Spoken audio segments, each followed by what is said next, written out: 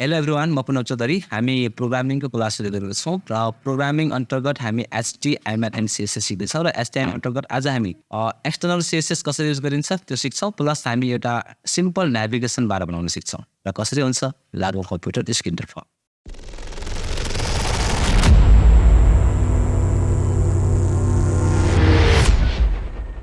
है ओके, म कम्प्युटर स्क्रिनमा आइसकेको छु र पहिला हामी आफ्नो कोड एडिटर सबलाइमलाई ओपन गरिहाल्छौँ।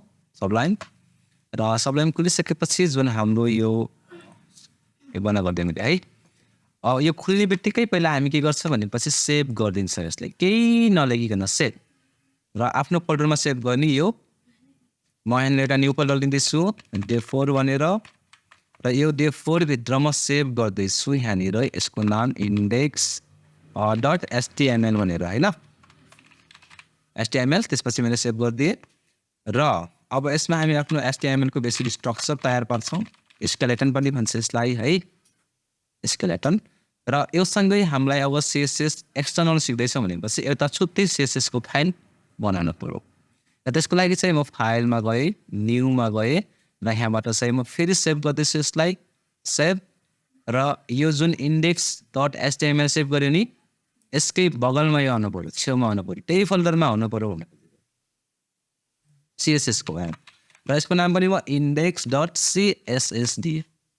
अघि नैको हाम्रो HTML थियो, अहिलेको हाम्रो यो CSS, यो CSS फाइल हो। सेभ गरिदिएँ मैले। अब यहाँनिर HTML छ, यहाँनिर हामीसँग CSS छ यो है। र अब हामी यसमा हेर्ने हो भने पनि यो हाम्रो CSS फाइल, यो HTML फाइल अगल बगल हुन पर्यो सँगसँगै है, नत्र काम गर्दैन फेरि।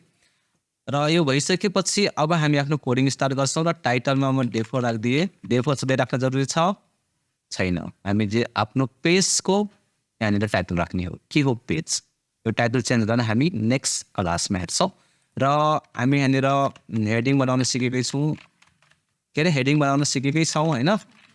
र म H1 टाइप गरेर म यहाँनिर टाइप गरिदिएँ कोटही भयो यहाँनिर कोटही एन्ड ट्रेनिङ सेन्टर म टाइप गरिदिएँ यहाँनिर हेडिङ।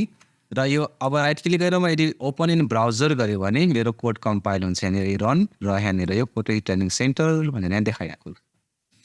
र अब यसको तल हामी के बनाउँदैछौँ आज?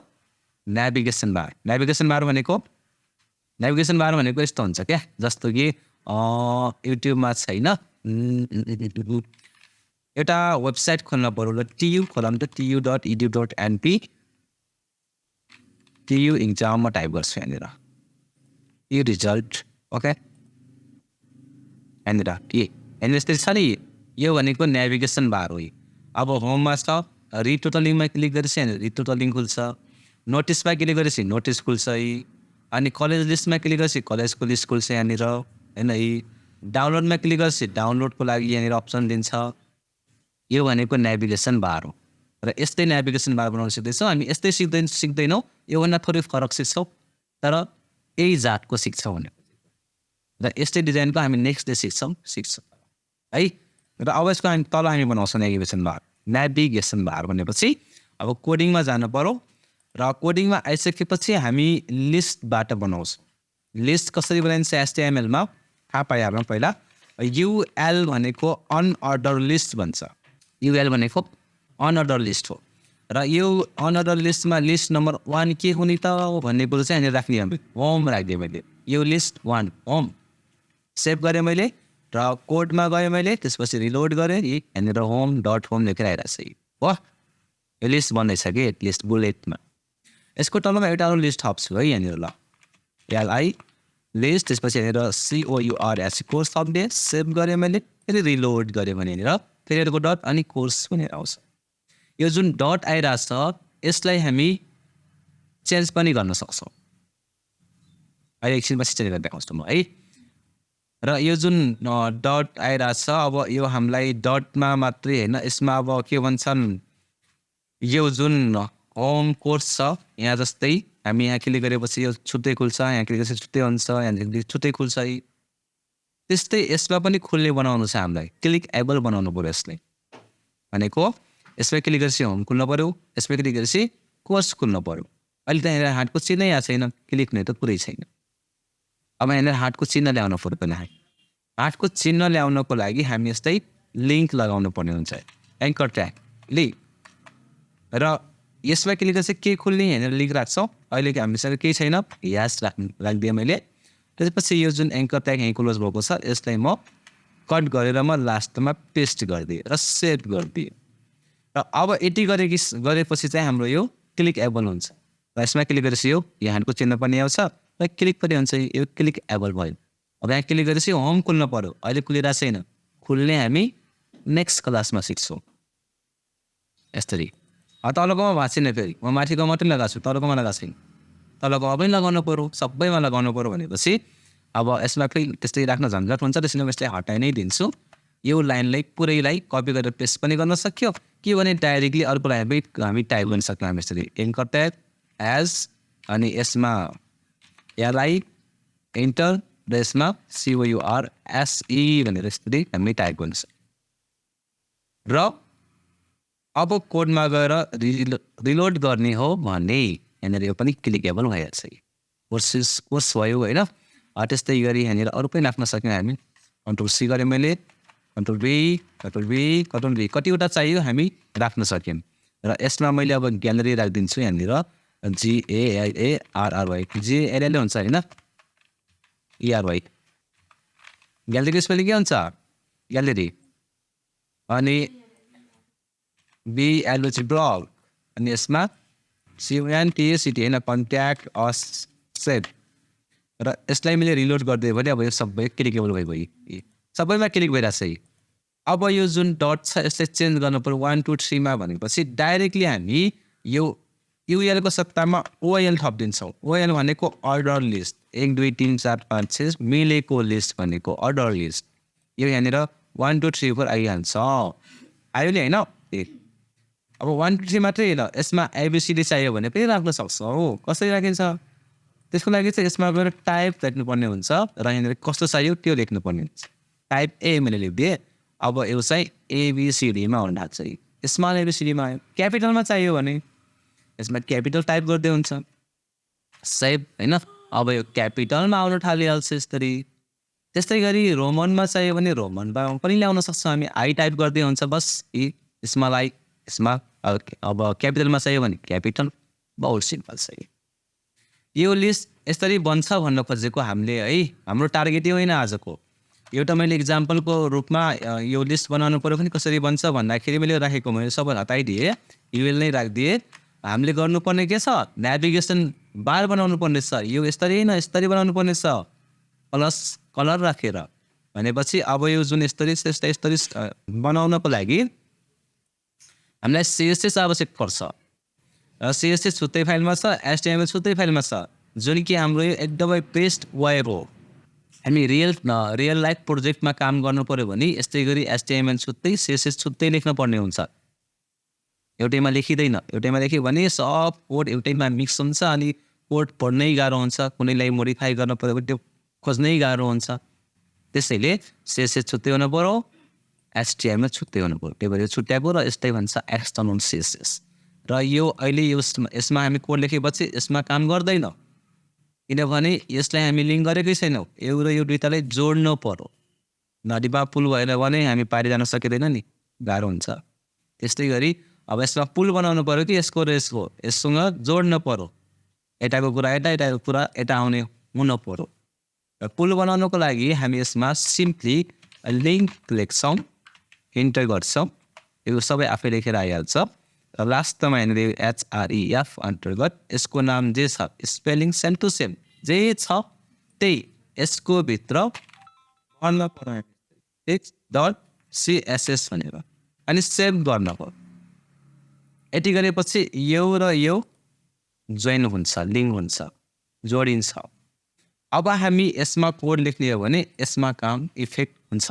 र यो जुन UL छ हाम्रो, UL अब हाम्रो आइरहेको छ यसरी, हामीलाई यस्तै लग्नु छ भनेपछि यसको हामी छुट्टै एउटा क्लास बनाउनु पऱ्यो, जसले गर्दा हामी CSSबाट यसलाई कन्ट्रोल गर्न सकौँ।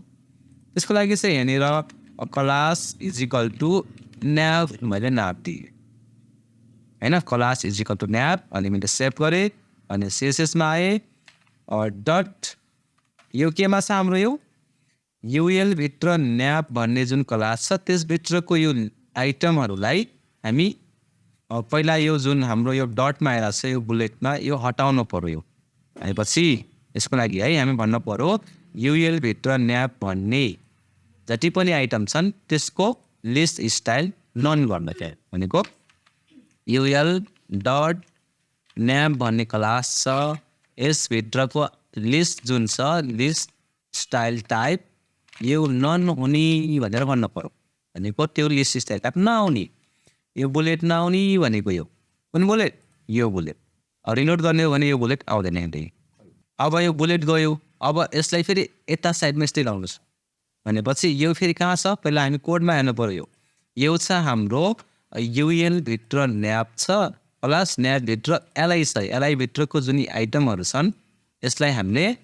होरिजेन्टली लग्न पर्यो यसरी भर्टिकली होइन होरिजेन्टली यसरी यो भन्नको लागि चाहिँ हामीले यो सिएसएसमा के गर्नुपर्छ भनेपछि युएल भित्र डट न्याप भन्ने क्लास छ र यसभित्र एलआई छ र त्यसलाई यसको जुन देखिरहेको छ डिस्प्ले होइन डिस्प्ले जुन भर्टिकल छ त्यसलाई इनलाइन ब्लक गरिदिनु पर्यो भनेर भन्नु पर्यो के जुन यस्तै छ यसलाई यसरी हुने भनेको हामी अब यसरी भइहाल्छ है र अब यसको ब्याकग्राउन्ड कलर चेन्ज गरिदिउँ हामी है ब्याकग्राउन्ड कलर चेन्ज गरिदिउँ र ब्याकग्राउन्ड कलरको लागि हामी सिम्पली ब्याकग्राउन्डले कलर लेख्छौँ र कुन कलर राख्ने हो अब यहाँनिर आफ्नो कलरको नाम टाइप गर्छौँ र सधैँ कलरको नाम टाइप गर्दाखेरि हामीसँग कलर अब थोरै छ होइन अब हामीले चाहेको जस्तो कलर सबै राख्न त्यो अलिक गाह्रो हुन्छ सोलिड कलर मात्रै थुप्रै छ नि यहाँ अनकाउन्टेबल कलर छ त्यसको लागि चाहिँ हेक्साडेसिमल कोड राख्न सिक्नु पर्यो